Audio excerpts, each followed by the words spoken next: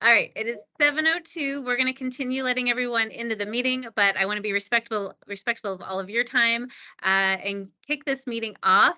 Just a few housekeeping items to begin. First of all, if you have to jump on early or if you're just now coming in, you haven't missed anything yet. But if you have to jump off early or if you get distracted, something happens, just know that we are recording this meeting. We will download the recording and we will share it with all of you afterwards. So you won't miss anything. Or if you want to share it with a family member or maybe your student who couldn't be here tonight, you'll have that access to that video. And then we know that a lot of you are coming to us with questions, and that's great because our principals are full of information and they know what you're coming to the table with. They have been doing this for a number of years. They have a great idea of what it is that you're curious about. But if we cover a topic and your question hasn't been fully answered, feel free to drop your question into the chat. Here in just a couple of minutes, I'll turn my mic and my camera off and I'll moderate those questions in the background.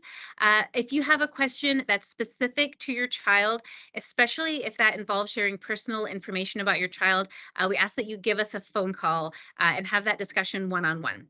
So I'll drop that phone number in the chat in here just a minute, but that phone number is 740-548-0708. Just give us a call there and we'll have that one-on-one discussion.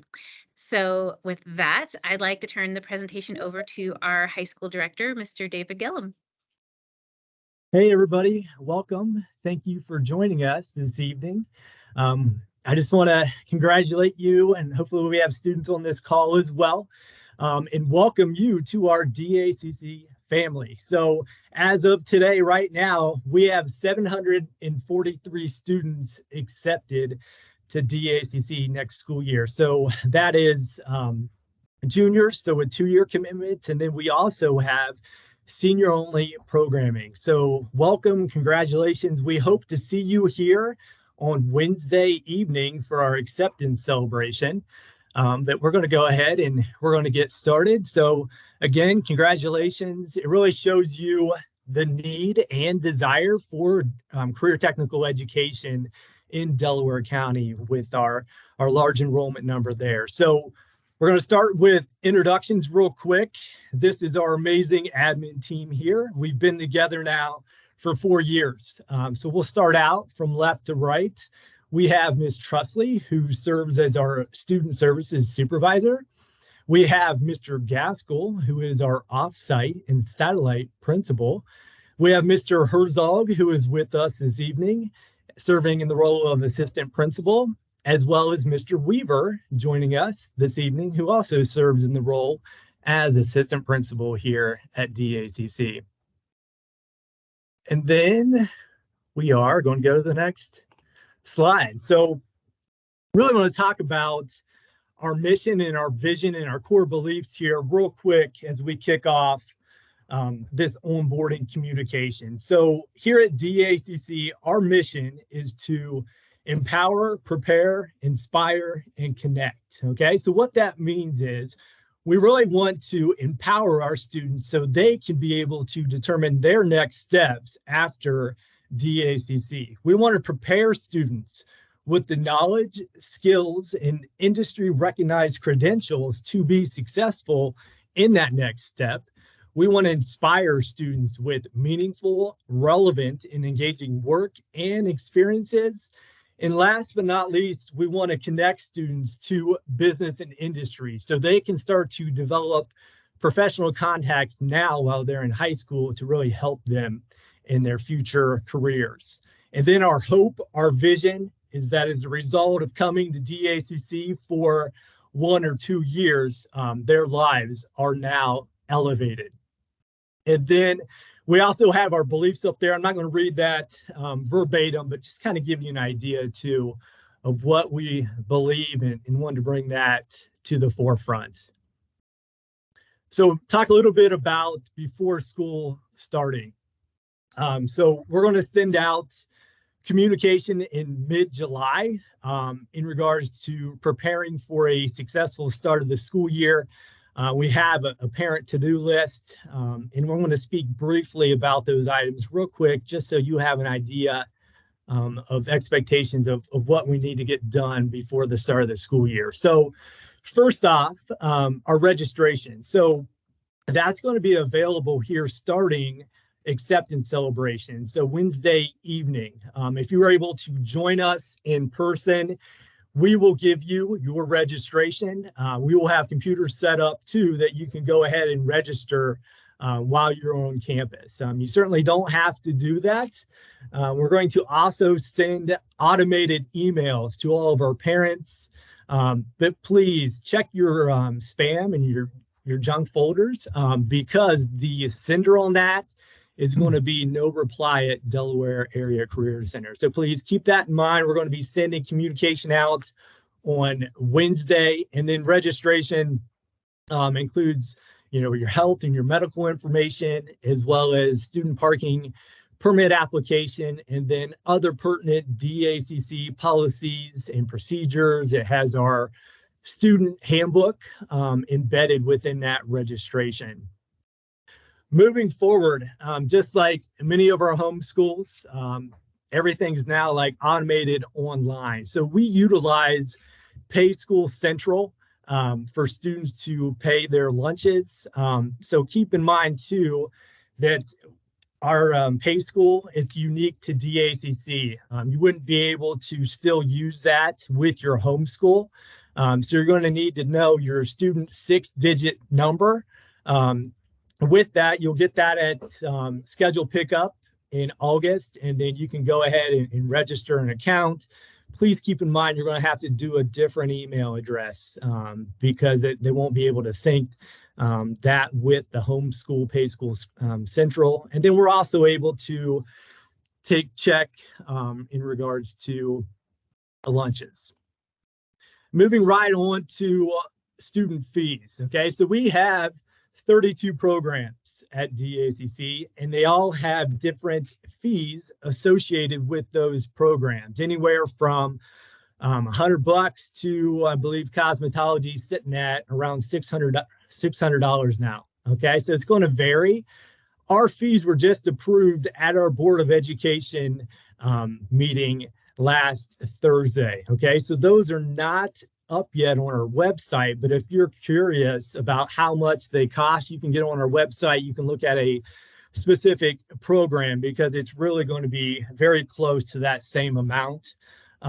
As we talk about student fees, students those that qualify for free and reduced lunch applications, you can submit an application to DACC. Again, even though we're a partner to the homeschool, we need you to fill out your own free and reduced application. So that's potentially looking at waiving your student fees with the exception to our career technical student organizations. Okay, so all of our labs are affiliated with those CTSOs. And then the cost for that would be, it's around $45 to be an official member of that CTSO.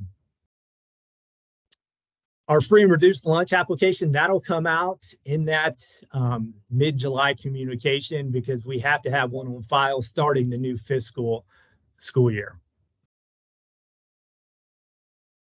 Moving right along into immunizations. So again, this is state of Ohio requirement for that meningitis booster. So please check your students' records. They must have that booster. It says must be given on or after the age of 16 to be current. And then all of our home schools, they have exclusionary dates that we adhere to. So please get that on your calendar to see your doctor so you can get that booster. And then moving right along, talk about our Chromebooks. So majority of our 32 programs are one-to-one, so we offer Chromebooks. The exception to that would be our information technology programs, just because they have really complex computers that wouldn't be able to, that Chromebook wouldn't be able to handle all the software. So again, we are a one-to-one. If you have your own technology, you would bring your own device. We can get that set up. So we'll have office hours during the summer as well as the 1st of August. So you can bring in your own device. We'll get you acclimated, obviously to our network. So you can hit the ground running on that. with the Chromebooks. If you would like one, we can tack that onto your student fees. The fee for a Chromebook is going to be around $250. Okay, next up, I believe it's going to be Mr. Weaver is going to take over for here on the school calendar. Good evening, everyone. Welcome. I want to start out by saying, echoing what Mr. Gillen was saying and welcoming everyone to DACC. We truly believe everything that we do is excellent. We love our organization, and we're happy to have you guys join our family. The first thing I'm going to talk about is our school calendar. So on the screen is a very small print version of our school calendar. So you'll be able to access that if you go to our website and just search for our calendar. But one of the main things, we get a lot of questions that kind of go directly to our calendar. So our calendar does not line up exactly with any of the high schools that come to us. This makes it fairly tricky for some of the things that happen throughout the course of the year. One thing that we want to make sure that you guys know is that DACC students are obligated to follow both of their home district schedules, or both their home district schedule and the DACC schedule. The second bullet here is very important. When a student's home district has a scheduled day off, the student is still expected to attend DACC. Keyword there being a scheduled day off. In a situation of a calamity day, whether it's fog, snow, ice, whatever the situation is, that's a different scenario. But if you have a scheduled day off at your homeschool, but DACC is in session, you are still expected to come to DACC. You can go to the next slide there, Mr. Gillum. The next slide is about transportation. So the schedule and transportation kind of go hand in hand. Just in general, so without even considering the schedule, first off, transportation, please make sure that you reach out to your home district's transportation departments to coordinate your transportation. Let them know that you were accepted to DACC and you plan to ride the bus so you can get your bus stop pickups, the pickup time, whether or not you're going to have a transfer at your home high school, just kind of everything associated with that. We can certainly help you get those answers, but the best source of information is going to be from your home district transportation departments. And it's not all the same. So what Big Walnut does is vastly different from what Thomas Worthington does. So we try to manage all that so we can relay good information, and we do a pretty good job of doing that. But the best resource is for you just to talk to them directly. To go back to the schedule component along with transportation, when your home district has a scheduled day off and DACC is in session, your home districts will still provide transportation. In most cases, it doesn't look exactly the same, but they do definitely still provide it. A lot of times you have to reach out to them on those instances to make sure that they know that you plan on still riding, but they do still provide that transportation. With bus transportation, just in general, one thing to note for if you are thinking of driving to school as a student, you're going to drive your own car, or as a parent or guardian, you're going to drive your student here and drop them off and then pick them up. One thing to consider is we have a high volume of traffic at our school at all 3 times of the day, at the morning, the midday, and at the end of the day. So we always give our buses priority in arriving and leaving our campus. And you save gas money. I would encourage you guys to ride the bus if at all possible. It will help your headaches in situations of traffic. When it comes to the second bullet there, those 3 programs, our equine program, these are our off-campus programs, equine program, wildlife, and our zoo program. So for equine and wildlife, our buses do transport students there, or your home district's buses transport students there. It might look like there's a transfer at DACC. If a different bus, like if your district, such as like Olentangy, has multiple high schools, your students might ride to DACC on their high school's bus, and then maybe the one particular bus, like maybe the orange bus, takes the students to equine, and maybe the Liberty bus would take the students to wildlife. That's just an example. So for situations like that, there might be a transfer. A lot of situations, the student would, if they're going to one of those off-campus programs in the morning, they might ride their school bus to DACC. Most of the students get off. A wildlife student would stay on the bus to then be taken over to Camp Lazarus for wildlife. One very key thing about our zoo school, none of our home districts provide transportation to the zoo school. So students need to arrange their own rides. So they are either getting a ride from a friend or a parent, or they're driving themselves to the zoo. We go to the next slide, Mr. Gillum. If you or as a student or your student plans to drive to DACC and park on our campus, we do require student parking permits, and they're only $5. And you do the application. We have a registration before school starts, and I'll talk about some of the events that we have coming up where you'll be able to do that. But there's lots of obvious information that you would report. Obviously, student name. I think we have program. We have driver's license number, license plate number, all that kind of stuff. So all that kind of information, and we would have you register and pay for that parking permit. Next slide. Some very important upcoming events. We have one the day after tomorrow. We have our acceptance celebration. This is a point where a lot of you might have questions if you're not able to throw them in the chat, or maybe even after this session ends, a question maybe pops up and you want to ask one of us individually. We will all be there, so you'll be able to come and find us. You'll be able to chat with us about those questions. If you have transportation questions, I'm typically your go-to. So if you guys want to find me, if you have any questions about that, I can help you get an answer to your question. But for our acceptance celebration, our program instructors, they'll lead you through a kind of a scripted, structured session for their program. You'll get a little bit of a tour of the lab. You might be able to tour the building a little bit, meet some other staff members, and then we'll have some type of celebration just as a welcome so you guys can see the type of atmosphere that we have at DACC. Next one would be scheduled pickup in August. I mean, that's pretty much self-explanatory. Most of our schools have events like that, where you come and get your schedule.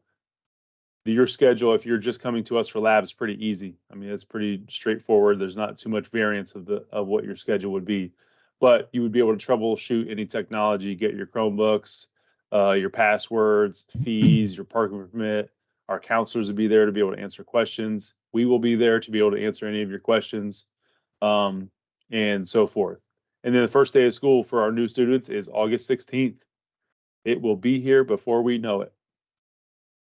Next slide. I don't know if I have any more. Nope. On to Mr. Herzog. Thanks, guys, and welcome to DACC. We're excited to have you. Thank you, Mr. Weaver. Appreciate all that information. Good evening, everybody. I'm Mike Herzog. I'm one of the assistant principals here.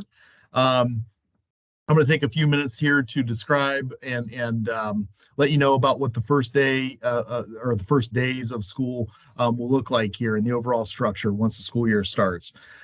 So first and foremost, safety and security is our top priority here at DACC, as it should be in every school. And so what does that really mean? So just know that at all times our doors are locked. We man doors, we put staff at doors when students enter the building and when students exit the building during morning, midday, and afternoon times. All the times in between there, doors are locked, and we have specific protocols for how guests, students, late parents, visitors enter in the building. They go in through the office, they check in, they do background or the Raptor system that allows us to get them visitor badges, etc. We do look for student IDs that students wear. I actually wore mine here so I can kind of show you. So it's something like this. We'll talk a little bit more about that here in a moment, but just want to kind of let you know that we take safety and security as a top priority here at DACC. Next slide. All right, student IDs and appearance. So as I just mentioned, ID badges, they are to be worn at all times. yes, this might be a little bit different than what your home high school operates on, but here at DACC, we really believe in wearing those IDs at all times. It helps us with school security. It helps us know who students are, especially in the beginning of the school year. It helps our staff members that don't directly work with students know who students are and be able to assure that they belong in the building. So we give everybody a student ID in the beginning of the year. If students happen to lose their ID badge, or let's say that they forget it, they just left home, they forgot it, we can give them a temporary ID badge for the day. As long as they check in at the office, they can wear that. They return it at the end of the day. If you've lost your ID badge, it's a simple $5 replacement for a second one, and we'll get that to you really that same day that you come to the office. So also, since we're a career center, it's worthwhile mentioning that many careers today, many workplaces today rather, require IDs to be worn. And so we also feel like we're helping prepare our students for the workforce once they leave and graduate high school, and getting used to wearing those identification badges. We have dress according to what the lab is. So there are expectations that our lab instructors set forth with our students, whether it be you must wear this uniform, you must wear this dress each day. They define that. They'll cover some of that. Obviously, in the acceptance celebrations, they'll cover that, at multiple communications about what that dress is. So just be aware that each lab has a specific protocol for that. Next slide. All right, so our daily schedule. What does the day look like here at DACC? So we have obviously half-day students, and then we have full-day students. So we'll start with the half-day students. Pretty straightforward. If you're a half-day student junior, you will take your lab in the morning here between 7:50 and 10:50, and then you'll report back to your home high school for the afternoon classes. If you're a half-day senior, you attend here your lab in the afternoon. So you'll do your academic classes at your home high school. If you're a full day junior, okay, you'll do your lab in the morning, and then you'll stay here in the afternoon for your academics. And then if you're a full day senior, you'll be in academics in the morning, and then in the afternoon, you will be in your lab. Both full day junior and seniors eat lunch here. Half day students eat lunch at their home high school, either before they come to us or once they arrive back. Again, just want to be very clear on that, because that seems to be a question that pops up a lot. Full day students only eat lunch here at DACC. So we also have a program called the Flexible Learning Options, which is for seniors. It's a one-year program, and that takes place from 2:45 to 5, Mondays through Thursdays. And Fridays, those are remote learning days, so they're not in session. So if you're on here for Flexible Learning Options, know that you'll be asked to be here Monday through Thursday. Fridays, you'll be doing a remote learning assignment that will actually count for your attendance as well. We'll get into more of that here in a little bit. Next slide. Yep, I just wanted to interject real quick too. So we open our doors at 7:25 in the morning. So that's the time where obviously students can come in and enjoy breakfast. So again, 7:25 is when we open up our doors.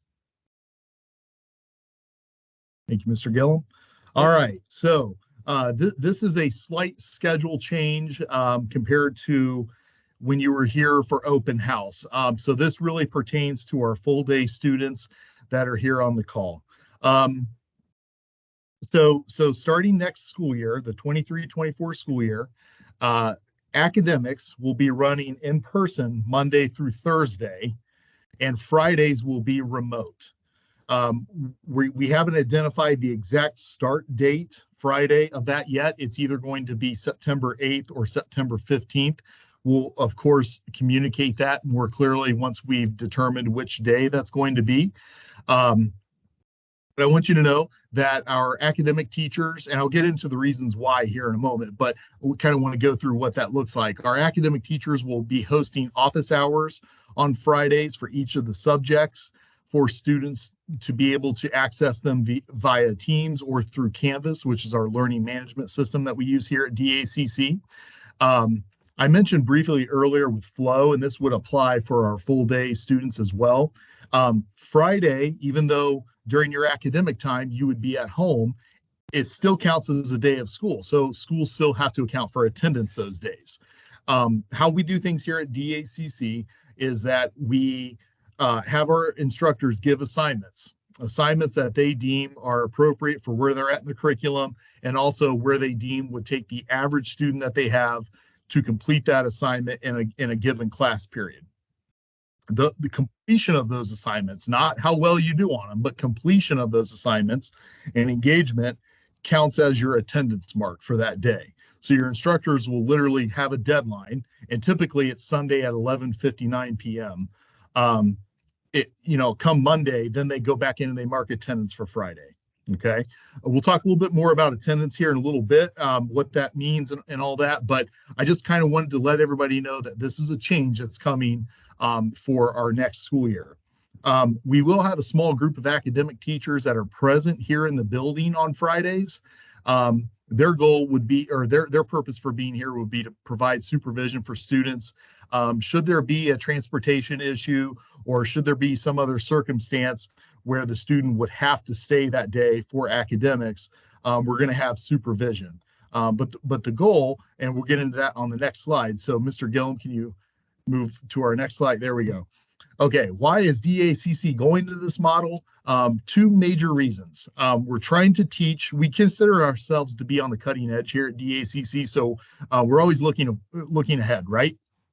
And one of the things that we want to do is prepare our students for the 21st century workplace and the skills that are needed to thrive and succeed in the workplace.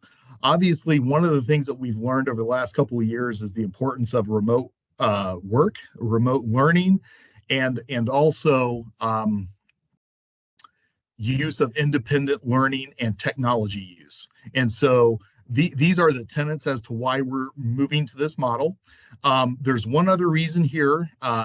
We're hoping that this allows for students to participate in more WBL experiences. What's WBL? That's work-based learning.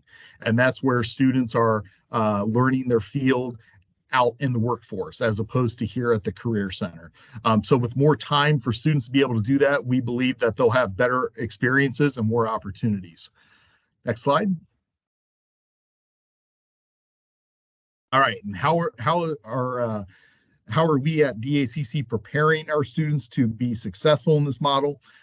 So I want you to know that if it's a tech issue, our tech department will assist students in need of tech support, whether it's working with them to access Teams, should they need office hours with their teachers.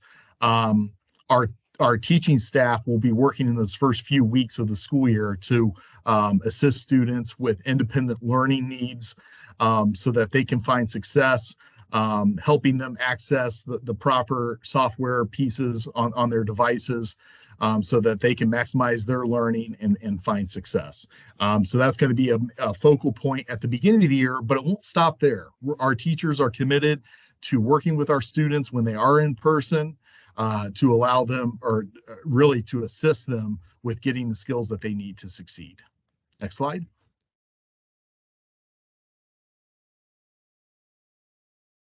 All right, attendance. All right, so I oversee our attendance here at DACC. I'm going to first start out by saying, yes, I send out a lot of letters here at DACC. I do that for a reason. I would really rather be transparent with parents about their students' attendance than to be non-transparent and then at the end get a letter that requires action, like by state truancy laws and things of that nature. So we do send out quite a bit of letters here. Some parents voice their I don't want to say concerns, but geez, I've never had this many letters from the school before concerning attendance. You're probably right. We have 3 ourselves that we develop here at DACC. That's an 8-day letter, an out of days letter, and a 5-day unexcused letter that we send out as part of our attendance policy. And then, of course, we also abide by the House Bill 410 rules. We'll talk about that a little bit more later. But one of the main things I want to let everybody on the call tonight know is that our attendance policy allows for you to have 12 parent call-ins or parent notes, combination of, for the year. So that's 12 excused absences by a parent calling in or using the Google form that's on our website. That's super easy to report an absence. If it's an unexpected absence, meaning, your student gets sick at night or the morning of school, I'd encourage you to use that report an absence form, Google form on our website. If you do that before 9 a.m., then we'll prevent a phone call from going home to you, an automated phone call. If it's a prearranged absence, we have a form for you to use. You can pick those up in the office. It's also available on our website to print off. The prearranged absence, if you turn that in ahead of time, A, we know about the attendance, so we'll mark it appropriately. And B, we will make sure that you don't get the phone call for being absent. So those are two major and important pieces there. Just like Mr. Weaver said, if your homeschool is closed, but we're open, okay, students are expected to attend classes here. Transportation is still provided. It looks a little different. It may not be the same, but since our home districts that we work with commit to us that they're going to transport students, we still take attendance on those days and expect students to be here. Next slide. All right, real quick, if you see an attendance report that we send home and it says DLA, and you're like, what is this? DLA would mean that's an absence code that was entered for that period or that day for students not completing the remote assignment in the given time frame. So that's what DLA stands for, distance learning absence, excuse me. And that's what shows up on attendance reports. Those count just the same as an unexcused absence. So being a public school, we're bound by House Bill 410, the state truancy laws. There's two categories. There's excessive absence. A lot of parents get these. It doesn't mean that you're necessarily in trouble. It doesn't mean your student's in trouble. It just says, hey, you've missed 65 total absence hours for the year. That could be excused absences and unexcused, or one of each, or just one of those. Then there's something a little more serious. It's called the habitual truant. It's when students have 72 or more unexcused absence hours for the year. That requires the school to meet with you, your student, a court liaison, a team here from DACC. We develop a plan so that we can see attendance improvement over a 60-day school period time. And if we see improvement, then truancy is not a thing. We move past and we feel like we've resolved the issue.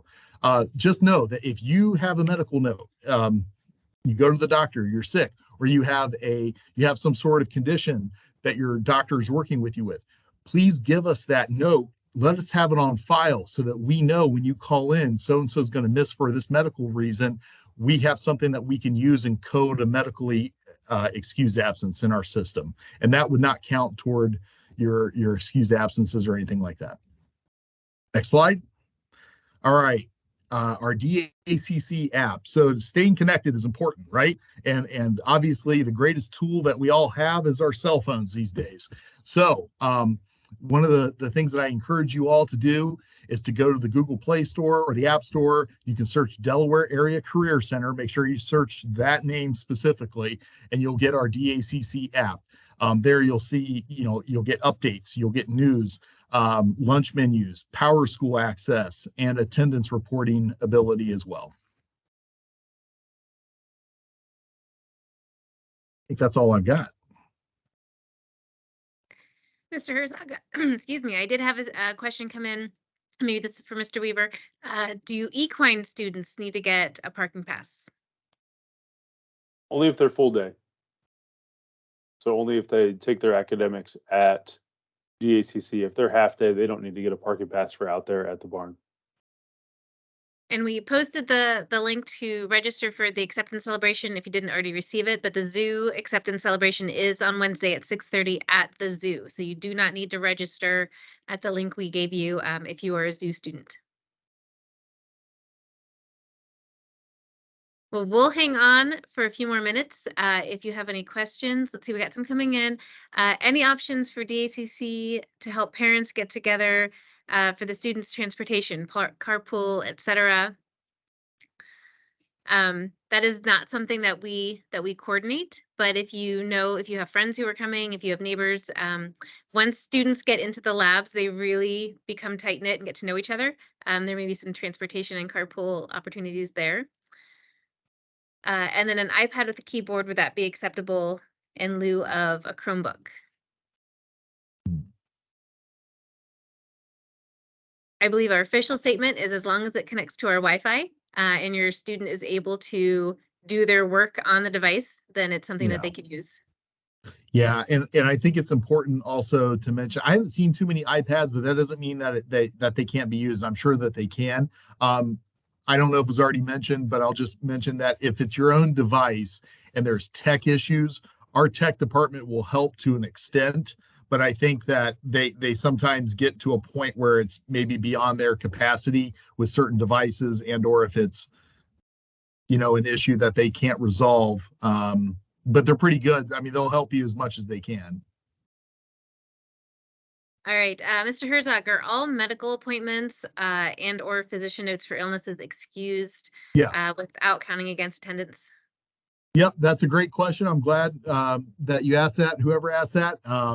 Yes, so always bring in a medical note. For me to be able, as a school official, for me to be able to use the medically excused code that does not count against the student's 12, I have to have something on file.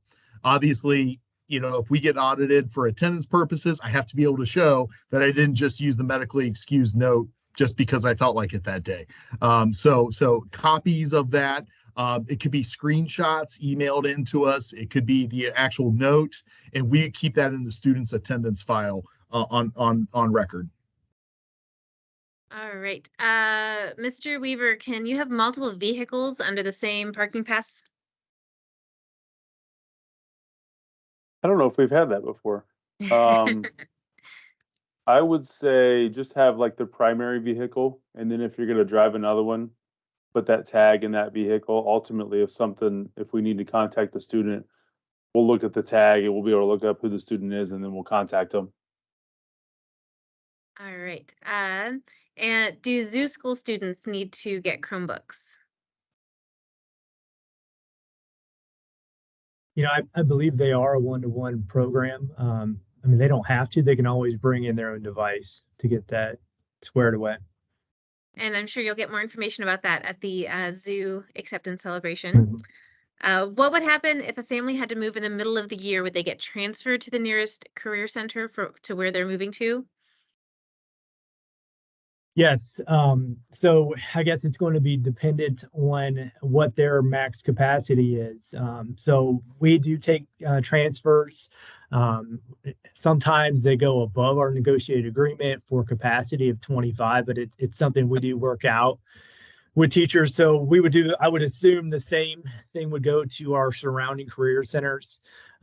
There are times though that students can stay with us if there's extenuating circumstances, especially if they're a level 2 student and maybe that other career center doesn't offer that program. So we do take that into consideration. All right. Mr. Herzog, can schedules be changed from half day to full day at this point if a student decided to go full day?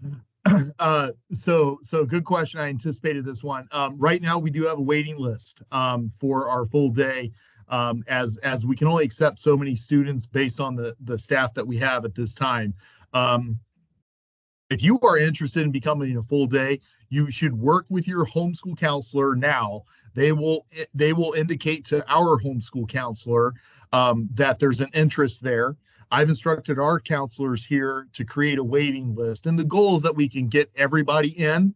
But if we get to teacher caseloads at this time, that's really all we can do. So I just encourage, if you are interested in doing that, then speak with your homeschool counselor immediately, have them contact our school counselors and get on the wait list. Someone wants to know if we have any problems with personal items being stolen, such as laptops or phones or anything like that. I think I can answer that, and Mr. Weaver, Mr. Gillen, feel free to chime in too. So the answer is there's always a chance, right, that something could come up missing. So I don't believe that we have a problem. I think that our students really respect the property of others, and I think a large part of that is because I think our students take ownership of their materials and their property, and they keep a watchful eye on it. I'm not saying that we have a problem at all, but we're a public school, and every public school that I've ever been associated with, or any public school that you go into, somebody unfortunately is going to have something that disappeared at one point in time. But I don't deem us to have a problem at all. Mr. Gillum, Mr. Weaver, if you want to chime in on that. Yeah, I would agree with you, Mr. Herzog. I've worked in multiple other high schools, and at DACC, it is not nearly even, it's not even close to as rampant as it is in the other high schools I've worked in. We have a theft here and now. I mean, every now and then. Yeah. As you would kind of in any high school, regardless of where you are, but it's not near what it is to the extent of the other high schools that I've worked in. All right, Mr. Weaver, can you revisit transportation real quick to answer two questions that have come in? Do full-day students have transportation after their lab on remote Fridays? And then, so if their academics are remote, and then is transportation provided from the homeschool? Transportation can always feel a little strange coming into this atmosphere.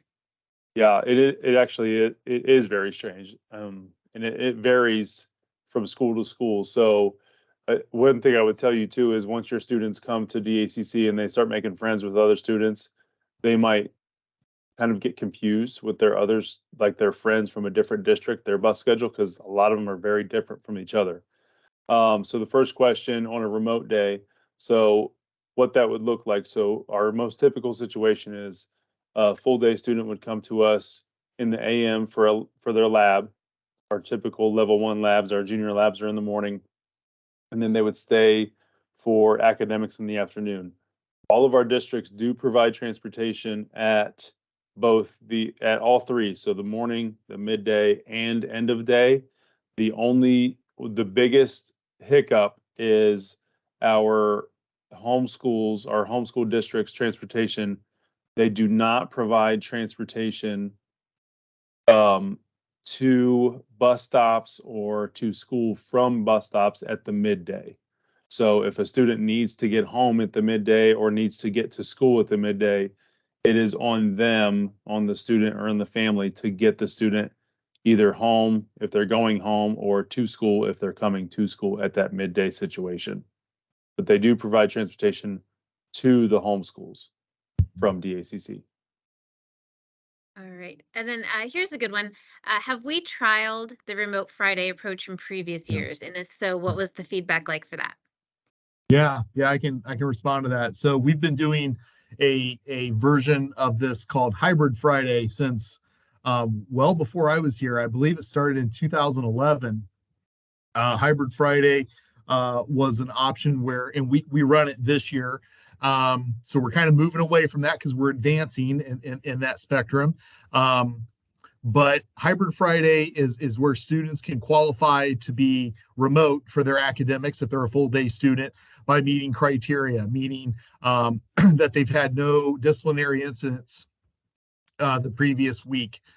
They've had no unexcused absences the previous week, and they've completed the previous week's hybrid assignment, if that applies.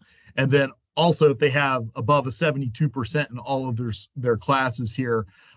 So we have anywhere between 40 and 45% of our students qualify for Hybrid Friday for academics as it is. Those students enjoy it. They love it. They feel like it's something that they strive to get. We feel very confident in our instructors' ability to create meaningful and engaging assignments for remote assignments and remote work. This is just DACC's taking the next step forward for developing independent learners and really maximizing those 21st century work skills that we believe will serve our students in the future. All right, thank you. So talk to me about intervention specialists. Are they available on remote Fridays? Yeah, I can speak to that.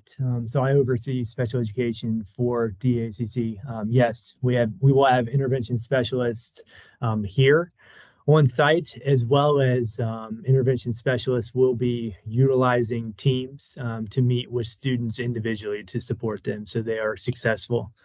I saw a question in there too in regards to caseload. So we will identify caseloads for IEPs at the beginning of the school year. So my ISs will know their caseload. They will be reaching out early August. And then real quick with 504 plans. So our school counselors are case managers of the 504 plans, and it's associated with whatever the school counselor is with their caseload for the labs. So it's tied directly to the labs.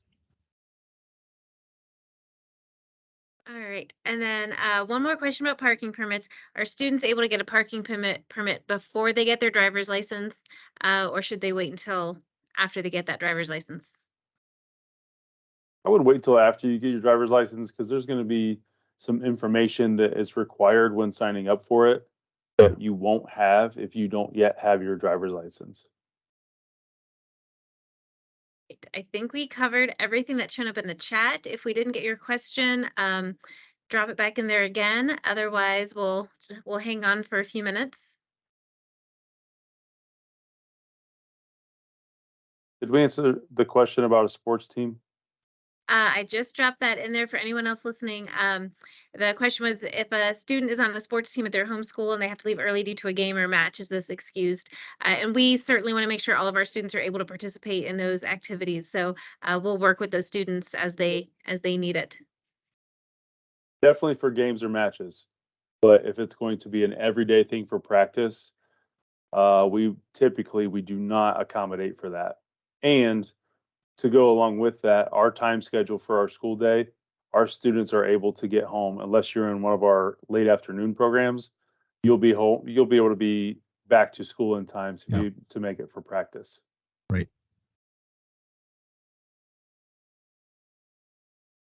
All right. Well, if you found this session to be helpful, if you'd like to give us a quick thumbs up so that we know we answered your questions and covered the information that was that you came looking for, that's great. Oh, wonderful. I'm so glad. I'm so glad we were able to answer your questions. We'll hang out for just another minute or two.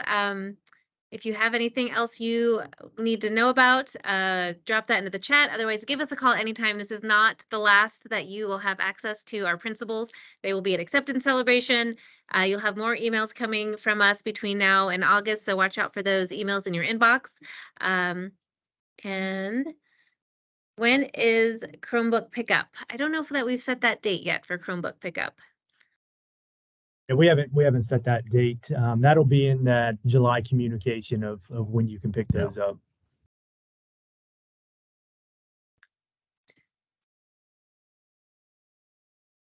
Well, thank you everybody for coming. Feel free to jump off. And like I said, a recording of this session will be sent out to you if you want to share it with anybody, or if you had to join us late, you'll be able to catch up on the first part of it. So I hope you all have a fantastic evening. Get out there, enjoy what's left of the sun out there. And thank you for joining us.